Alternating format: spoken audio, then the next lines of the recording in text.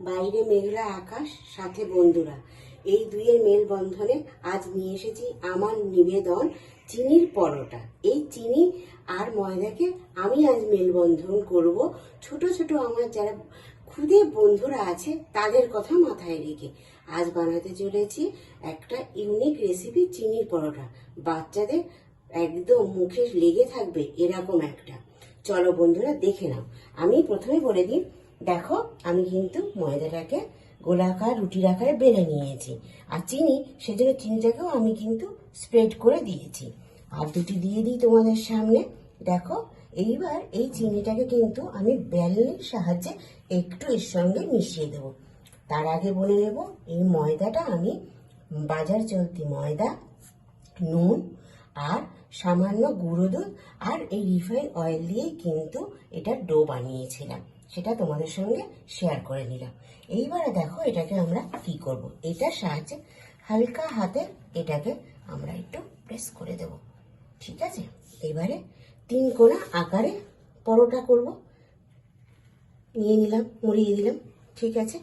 এইবার দেখো বন্ধুরা, হাত দিয়ে দিয়ে একটু করে দাও যাতে চিনি তো বেরিয়ে না আসে।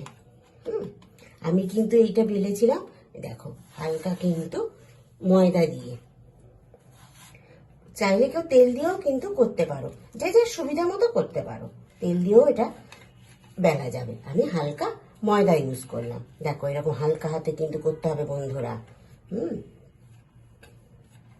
নইলে চিনি কিন্তু বার হয়ে চলে আসতে পারে। এরকম এপিট ওপিট করে এটাকে বেলতে হবে। আস্তে আস্তে দেখবে একদম 3 কোণার মতো। এটাকে একটু ধৈর্য ধরে করতে হবে, ভিতরে চিনি আছে তো, দানা দানা ব্যাপারটা।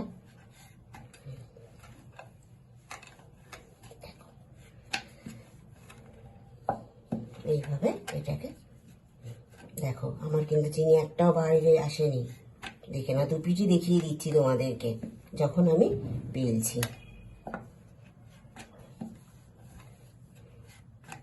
ব্যাস, আর এটাকে পাতলা হতে দেব না। আমি অলরেডি ননস্টিকের ফ্রাইং প্যান বসিয়ে দিয়েছি গ্যাসে, গ্যাসও অন করে দিয়েছি, তাওয়া গরম হয়ে গেছে। চল গ্যাসে ফ্লেম বাড়িয়ে দিলাম।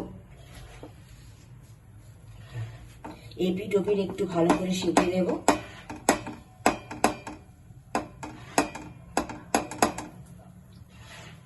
হাত ইউজ করো, কোনো অসুবিধা নেই। এপিট ওপিট দেখো একটু এরকম করে করে দেবে, তাহলে দেখো ভালো করে করে এটা সেঁকা হয়ে যাবে। এই মতো অবস্থায় আমি গ্যাসের ফ্লেমকে আবার সিম করে দিলাম।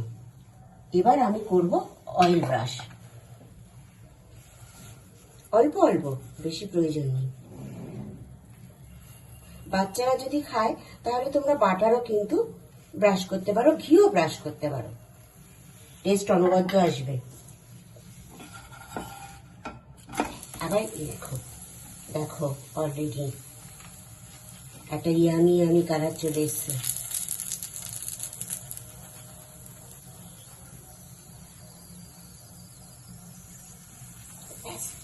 এইবারে এটাকে এপিট ওপিট ভালো করে আমি একটু সেঁকে হতে দেব, যাতে ভিতর থেকে চিনিটা একটু মেল্ট হয়ে যায়। এই সময় কিন্তু আমার গ্যাসের এই দেখো একদম সিম করা আছে, দেখো, নইলে ভিতরটা ভাজা হবে না। এরকম প্রেস করে করে প্রেস করে করে আলতে ভাবে এটাকে এপিট এপিট ভালো করে সেঁকে নিতে হবে। আর বন্ধুরা, তোমরা অনেকেই কমেন্ট করছো, তাদেরকে আমি দূর থেকে আমার আন্তরিক শুভেচ্ছা জানাচ্ছি। আর যারা করছো